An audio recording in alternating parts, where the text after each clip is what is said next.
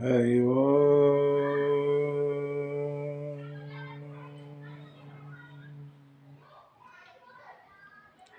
स्वस्ति श्री गणेशाय नमः। श्री सरस्वते नमः। श्री परमात्मने नमः। श्री जानकी वल्लभो विजयते। आइए हनुमत बिराजिए, कथा कहूँ मति अनुसार। सादर आसन ग्रहण करूं, पड़ा पधारिए पवन कुमार। यत्र यत्र रघुनाथ कीर्तनं, तत्र तत्र कृतमस्तकाञ्जलिं। बाष्पवारि परिपूरणलोचनं, मारुति नमते राक्षसान्तकम्। वक्रतुण्ड महाकाय सूर्यकोटि संप्रभ, निर्विघ्नं कुरु मे देव, सर्वकार्येषु सर्वदा। नीलाम्बुजश्यामलकोमलाङ्गं सीतासमारोपितवां आनो महासायक चारुचापं, नमामि रामं रघुवंशनाथम्।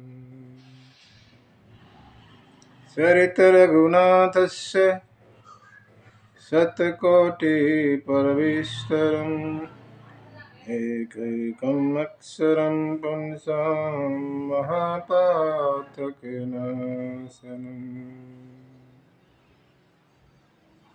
राम रामेति रामेति रमे रामे मनोरमे, सहस्रनाम ततुल्यं राम नाम वरानने।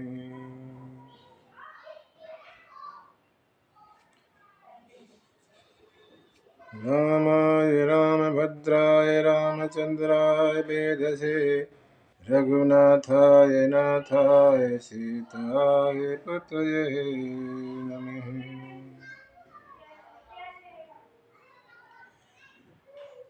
मंगलं भगवान् विष्णु, मंगलं गरुड़ध्वज, मंगलं पुंडरीकाक्ष, मंगलाय तनोहरि। ओंकार बिंदु संयुक्तं नित्यं ध्यायन्ति योगिनः, कामदं मोक्षदं च ओंकाराय नमो नमः। मंगलं भगवान् शंभु, मंगलं वृषभध्वज, मंगलं पार्वती नाथो, मंगलाय तनोहरे।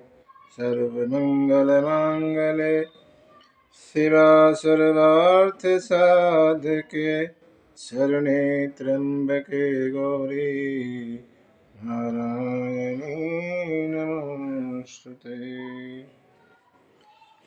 मनोजवं मारुततुल्यवेगं, जितेन्द्रियं बुद्धिमतां वरिष्ठतं, वातात्मजं वानरयूथमुख्यं, श्रीरामदूतं शरणं प्रपद्ये। श्रीरामदूतं शरणं प्रपद्ये। श्री तुलसीदास के पद कमल बारंबार मनाए, कथा कहूँ रघुनाथ की, श्री हनुमत होत सहाय। बोलिए सीतारामचंद्र भगवान की जय। हनुमान जी महाराज की जय। गौरी शंकर भगवान की जय। तुलसीदास महाराज की जय। श्री रामचरितमानस भगवान की जय। सत्य सनातन धर्म की जय। ओम नमः पार्वती पतये हर हर महादेव।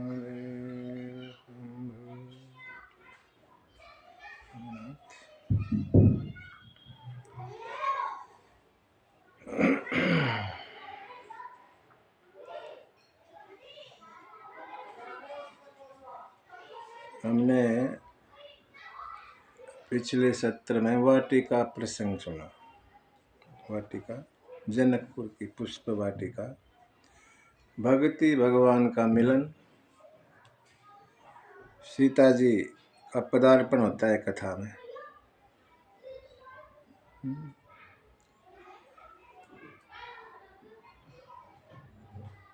सीता जी को माता गौरी का आशीर्वाद और राम जी को गुरु जी का आशीर्वाद प्राप्त हुआ।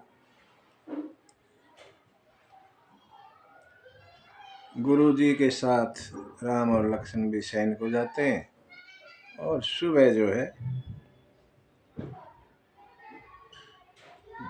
उठकर प्रातः क्रिया से निवृत्त होकर गुरु के पास पहुंचते हैं, प्रणाम करते हैं। उधर जनक महाराज शतानंद जी को बुलाते हैं और कहते हैं कि विश्वामित्र जी से विनती करें वो यहाँ आए, यज्ञ मंडप का थोड़ा निरीक्षण करें, कोई कमी पेशी है बताएं। शतानंद जी विश्वामित्र के पास गए और जनक जी का समाचार सुनाया। विश्वामित्र जी तैयार और राम जी को लखन जी को कहने लगे, सिय स्वयंवर देखिए जाई, ईश कहाई धो देई बड़ाई। राम चलो चलते हैं। स्वयंवर शब्द इस्तेमाल किया। इससे पहले धनुष यज्ञ जब भी कहा गया, धनुष यज्ञ नाम से कहा गया।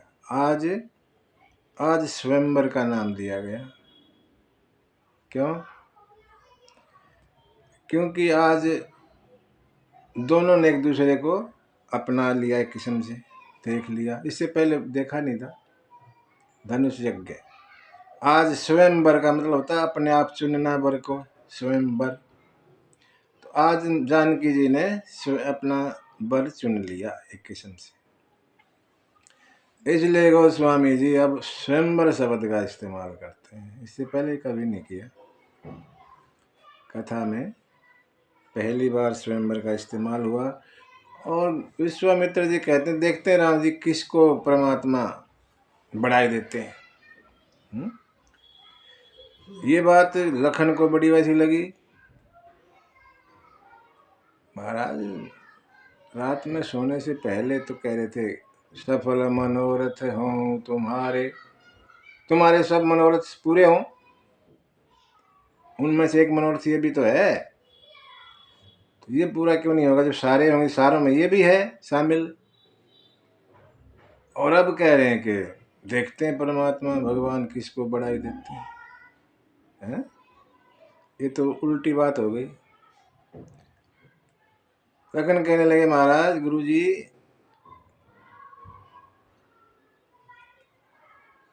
यश तो उसी को मिलेगा जिस पर आपकी कृपा होगी। और आपकी कृपा हमारे ऊपर है, किस्म से कह दिया। लखन कहा नहीं, लेकिन कहा यही कि जस भाजन, लखन कहा जस भाजन सोई, नाथ कृपा तब जा पर होई। हे नाथ, जिस पर आपकी कृपा होगी, जिस पर भी आप कृपा करोगे, उसी को यश मिलेगा। चले रंग भूमि आए दो भाई, असी सुधी सब पुरबासी ने पाई। पूरे जनकपुर में समाचार मिला कि दोनों राजकुमार भी आ गए हैं जग में। और फिर तो चले सकल ग्रह काज बिसारी, बाल जुबान जरठ नर नारी। सब अपना काम छोड़ के, बच्चे बूढ़े जवान स्त्री पुरुष सब चल पड़े यज्ञशाला में।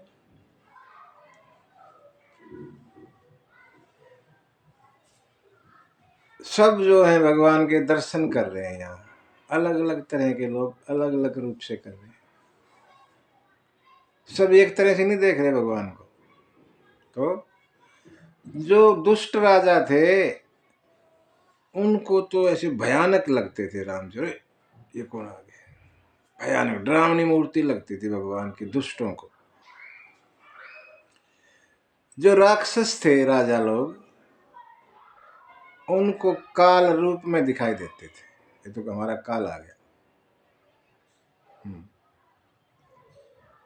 विद्वान लोगों को विराट रूप के दर्शन होते थे भगवान के।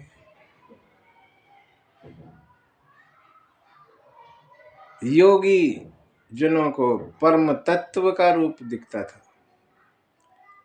भगत लोगों को अपने इष्ट देव के दर्शन हो रहे थे।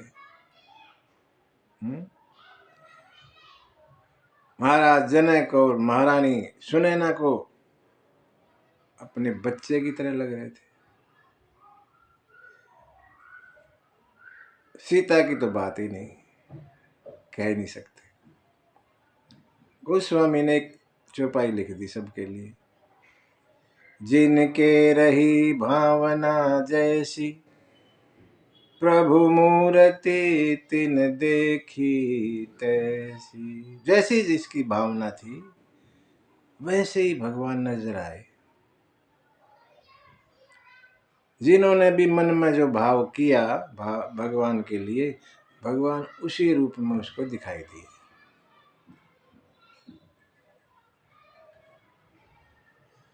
विश्वामित्र जी ने यज्ञशाला का निरीक्षण किया और कहा, भली रचना, बहुत अच्छा महाराज जनक जी, कोई कमी नहीं, बढ़िया। जनक महाराज विश्वामित्र की बात सुन के खुश हो गए, आनंद में आ गए। और सब मंचों से ऊपर ऊंचा मंच बना रखा था, सभी से ऊपर। उस पर सब मंचन ते मंच एक, सुंदर विशद विशाल, बड़ा विशाल मंच बना रखा। मुनि समेत दो बंधु तह, बैठा रे महीपाल। महाराज जनक ने विश्वामित्र को दोनों राजकुमारों के साथ उस ऊंचे मंच पर बिठा दिया ताकि सबको दूर से नजर आए। सबसे ऊपर मंच पे बिठा दिया। राजा लोग देख रहे हैं, सोच रहे हैं, अरे धनुष तो यही तोड़ेंगे राम जी, और ना भी तोड़े फिर भी सीता इन्हीं को वरमाला पहनाएगी। ऐसी मन में उनके भावना आ रही है। कुछ अभिमानी राजा बोल पड़े, अरे क्या बात करते हो,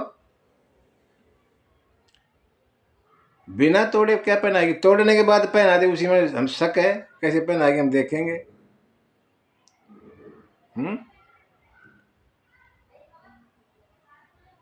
साधु राजा बोले, जो सज्जन राजा थे, बोले, अरे राजाओ, अपना जन्म सफल बनाओ, तुम इनके दर्शन कर लो, बहुत है। जगत के माता पिता, दर्शन करो, अपने जीवन को सफल बनाओ।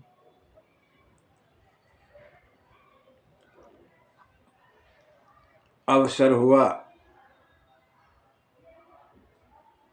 जनक महाराज ने कहा कि कन्या को ले आओ, सीता जी को ले आओ। चतुर सखी, वो 8 सखियां साथ रहती हैं, वो जो है सीता जी को लेके चली गई। चली संगल सखी सयानी, गावहीं गीत मनोहर बानी। सखियां गीता सीता जी को मंडप में लेके आ रही हैं और यज्ञशाला में लेकर आ रही हैं, गीत गाती आ रही है। हाथ में माला, सियाजू के हाथ जय माल हो, सियाजू के हाथ जय माल हो। मंगल गीत गावे प्यारी सखियां, सियाजू के हाथ जय माल हो। मंगल गीत गावे प्यारी सखियां, सोहे नवल तन सुंदर सारी, सोहे नवल तन सुंदर सारी। जगत जननी अतुलित छवि भारी, जगत जननी अतुलित छवि भारी। अब चट चित भुआल हो, अब चट चित भुआल हो। मंगल गीत गावे प्यारी सखियां, सीताजू के हाथ जय माल हो। मंगल गीत गावे प्यारी सखियां, रंग भूमि जब सिय पग धारी, रंग भूमि जब सिय पग धारी। देखी रूप मोहे नर नारी, देखी रूप मोहे नर नारी। पानी सोहे जय माल हो, पानी सोहे जय माल हो। मंगल गीत गावे प्यारी सखियां, सियाजू के हाथ जय माल हो। मंगल गीत गावे प्यारी सखियां। सीता को देखकर तुलना करते हैं यहाँ पे, सीता की कैसी लग रही है सीता। कहते हैं गिरा मुखुर तन अर्ध भवानी, रति अति दुखी अतनुपति जानी। विष बारुनी बंधु प्रिय जेहि, कहिए रमा समय किमि बेदेहि, कहिए रमा समय किमि बेदेहि। सरस्वती तो ज्यादा बोलती है, गिरा मुखर, इसलिए सरस्वती के बराबर ये नहीं हो सकती। सरस्वती इनके जैसी नहीं है, सरस्वती ज्यादा बोलते हैं, सीता जी कम बोलते। तन अर्ध भवानी, पार्वती तो आधे शरीर की, आधा नारी आधा स्त्री का, तो वो भी नहीं है। रति अति दुखी अतनुपति जानी, रति काम की पत्नी, उनके पति तो बिना शरीर के हैं, अभी भगवान भोले ने कह रखा है, तो वो भी नहीं है, रति के बराबर भी नहीं हो सकती। दुखी हो तो पहले ही। लक्ष्मी के बराबर भी नहीं हो सकती। लक्ष्मी के भाई तो विष है, मध्य है, दोनों भाई हैं इसके। समुद्र से निकले हैं, वो भी समुद्र से की पुत्री है। वो तो है ही नहीं सीता के बराबर, और तो कोई कौन हो सकता।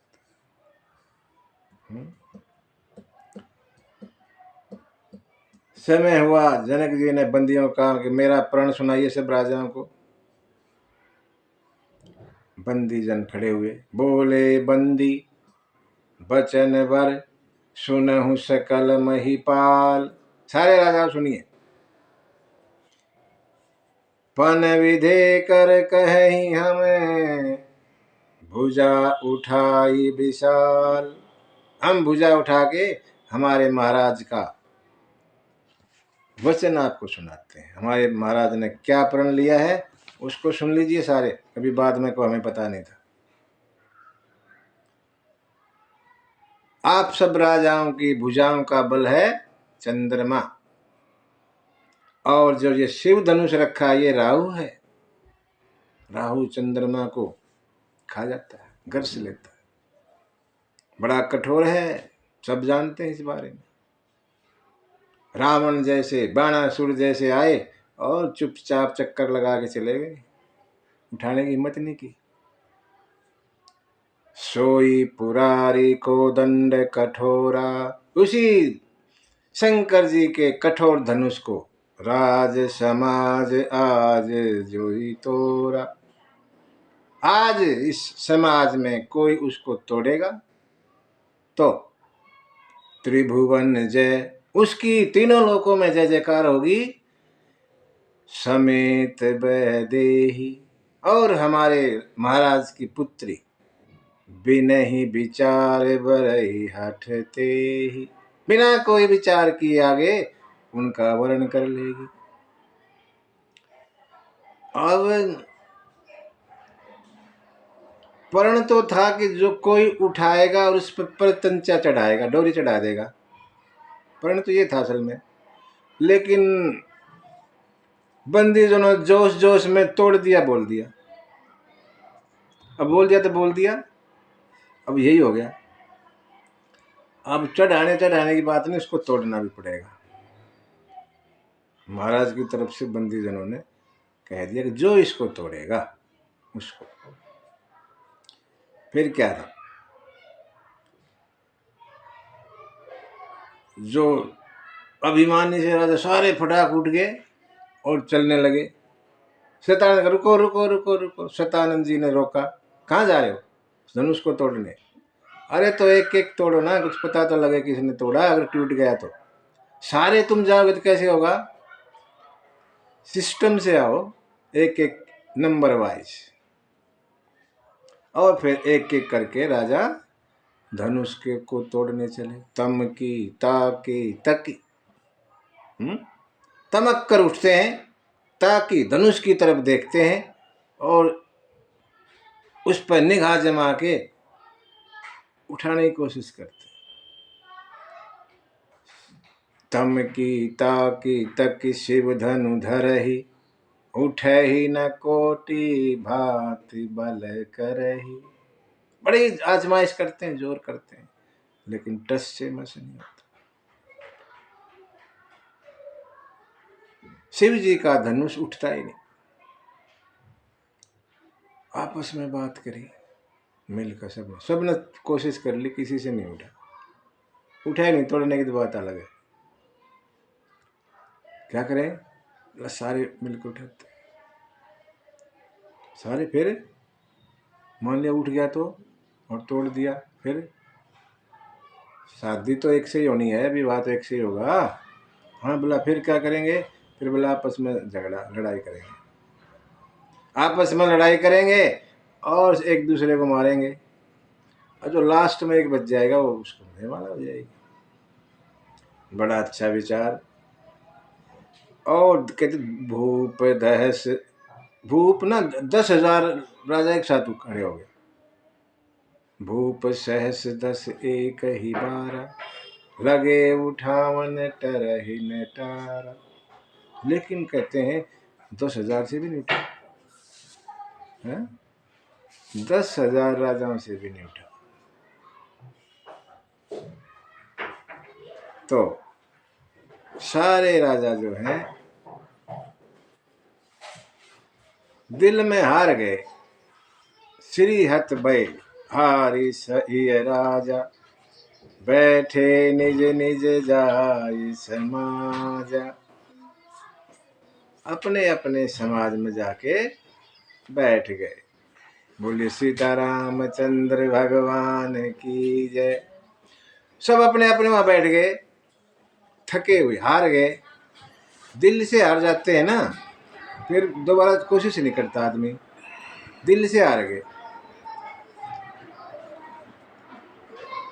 हारना कोई गलत बात नहीं है, हार जीत चलती है, लेकिन आदमी दिल से हार मान लेता है, फिर दोबारा कोशिश नहीं करता। दिक्कत ये है। हारो कोई बात नहीं, फिर दोबारा कोशिश करो। दिल से नहीं हारना। काम ऐसा कोई नहीं जो हम नहीं कर सकते। दोबारा कोशिश करो। लेकिन यहाँ तो सारे दिल से हार गए, अपने अपने ठिकाने पे जाकर बैठ गए। जनक महाराज को बड़ा दुख हुआ। ये अच्छा प्रण लिया तूने, किसी की हिम्मत नहीं, कोई उठा नहीं पा रहा, धनुष को तोड़ने की तो बात क्या है। जनक जी महाराज नाराज से हो गए और खड़े हो गए। बोले सबको, सुनो सारे राजा, तुमने मेरा प्रण सुन लिया था तभी यहाँ आए हो, किसी को न्योता नहीं दिया, लिखित में कार्ड नहीं भेजा।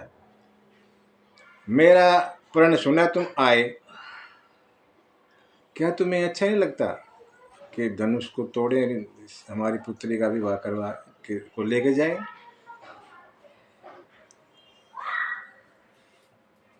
किसी ने भी शंकर के धनुष को नहीं तोड़ा। अरे तोड़ने की बात छोड़ो, तिल भर भूमि न सके छड़ाई। तिल भर भूमि भी नहीं हिला नहीं सके धनुष को। तोड़ने की तो, उठाने तोड़ने की तो छोड़ो ना। अब जन को माखे भट मानी। अब अपने आप को कोई योद्धा ना कहे। वीर विहीन मही में जानी। मैंने इस धरती को, पृथ्वी को वीरों से विहीन मान लिया, कोई वीर ही नहीं है, ऐसा लगता है।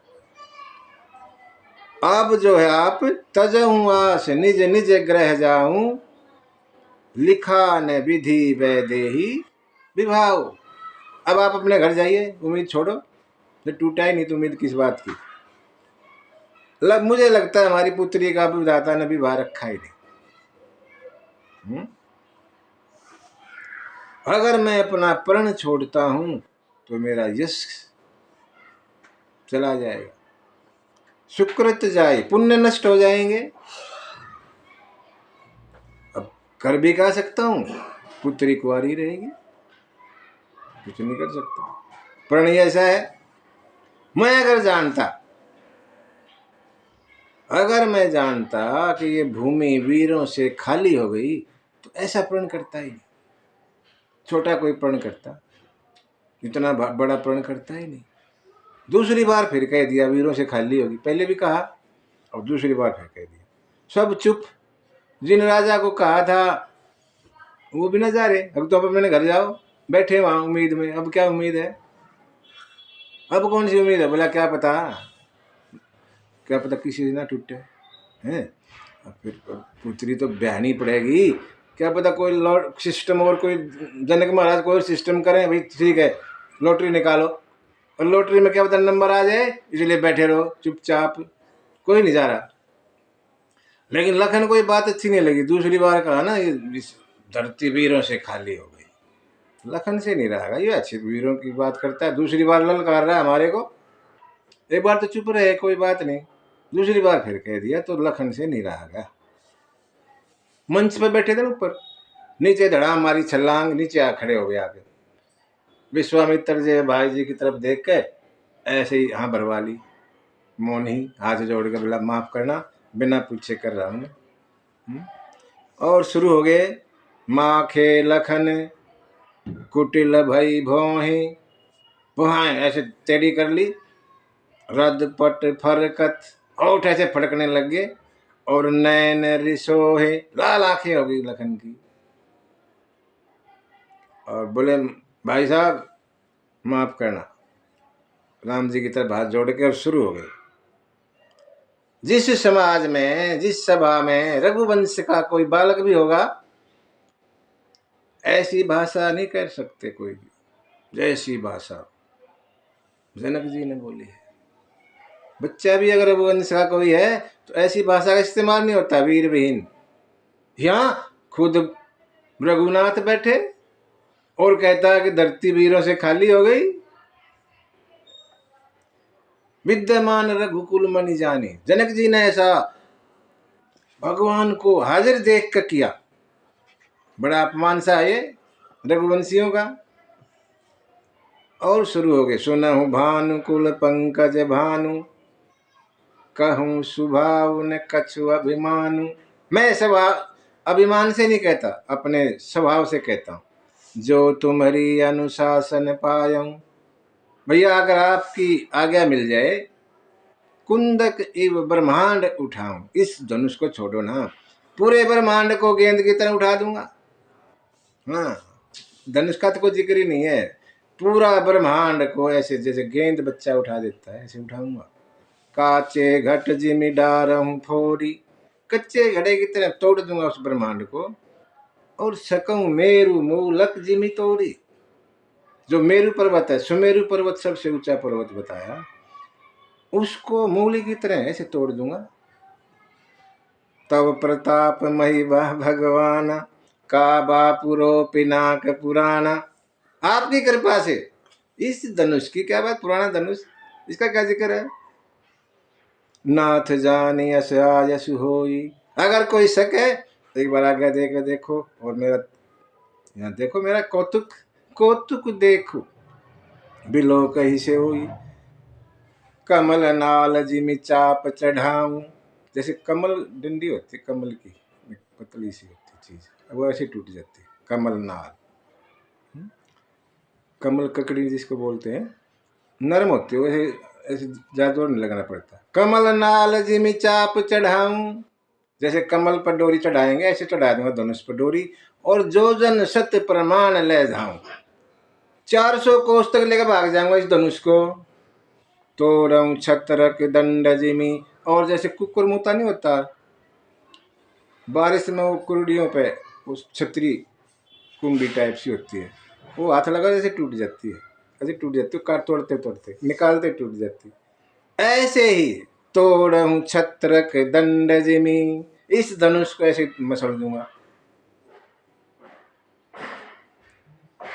तब प्रताप बलनाथ, जो न करऊं प्रभु पद शपथ, कर न धरऊं धनु भात। अगर ऐसा नहीं कर पाया तो आपके चरणों की कसम, आज के बाद धनुष बाण को हाथ ही नहीं लगाऊंगा।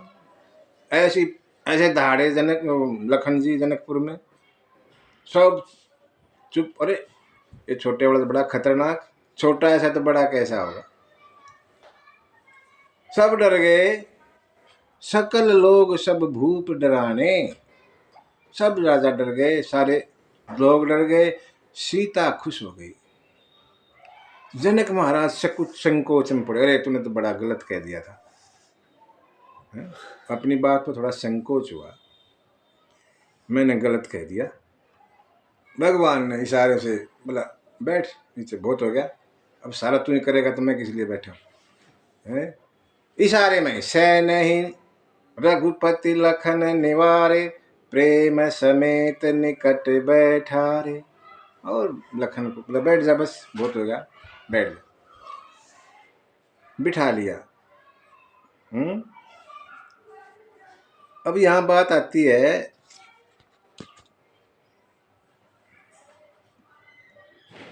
लखन इतना कुछ बोल गए जनक के, जनक महाज्ञानी, ज्ञानी राजा हैं, उसके बारे में इतना कुछ उटपटांग बोल गए लखन जी। क्यों बोला भाई लखन जी तुमने इतना सारा? किसी ने पूछा? क्या जरूरत थी इतनी बोलने की? एक ज्ञानी आदमी को तुम ऐसे डांट रहे हो। क्या तुम ऐसा कर सकते हो जितना तुमने बताया है? ये कर दूंगा, ब्रह्मांड को उठा दूंगा, फलाना कर दूंगा, धिकड़ा कर दूंगा भगवान के प्रताप से। ये कहीं तो हो जाएगा, अपना नहीं, सब इनका है। अच्छा,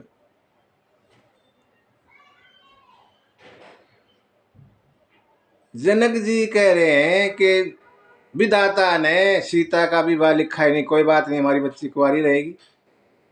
जब जनक जी को पता है ये जगत माता, ये जगत पिता है, विधाता क्या लेना देना यहाँ? ब्रह्मा का रोल नहीं चलता यहाँ पर, ये तो ब्रह्मा से ऊपर है। कोई इनका विवाह ब्रह्मा थोड़ी लिखेगा, ये तो साथ हैं शुरू से, ये एक ही है।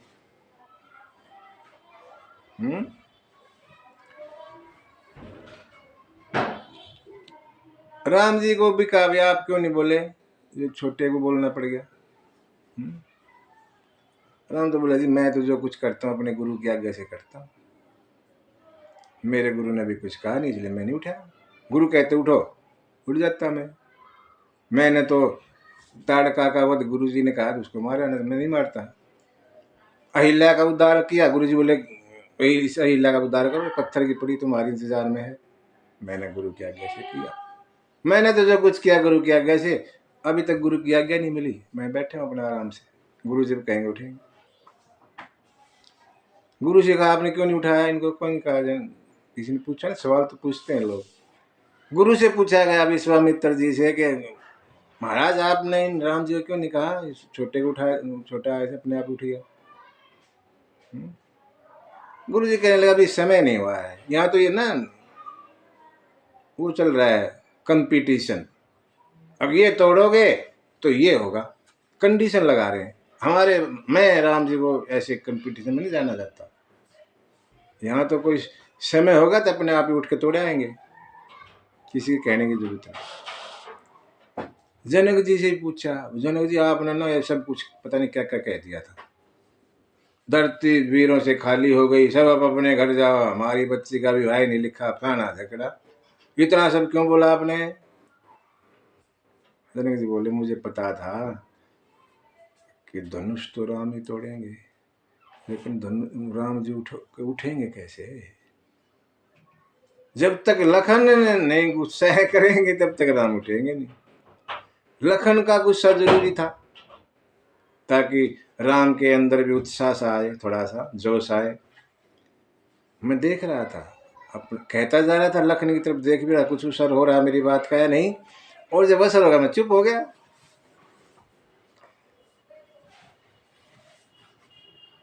कोई राजा धनुष को तोड़ हिला नहीं सका, क्यों?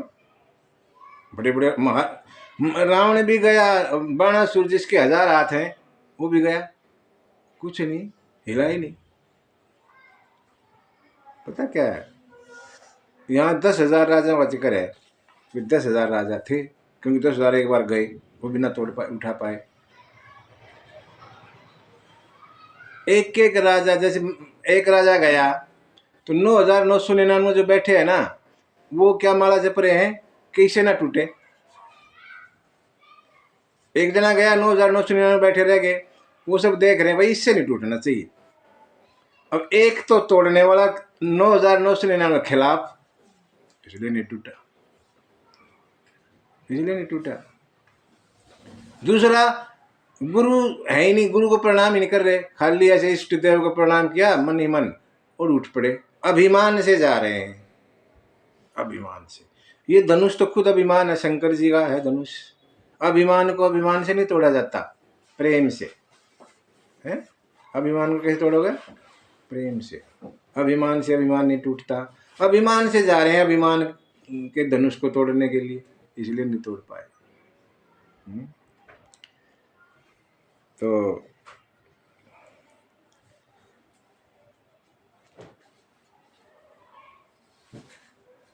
विश्वामित्र जी ने यही कहा कि अभी समय नहीं हुआ है, और समय होगा जब राम जी उठेंगे तोड़ेंगे। तो बाकी तो बाद में करते हैं अगले सत्र में। बोले सीतारामचंद्र भगवान की जय।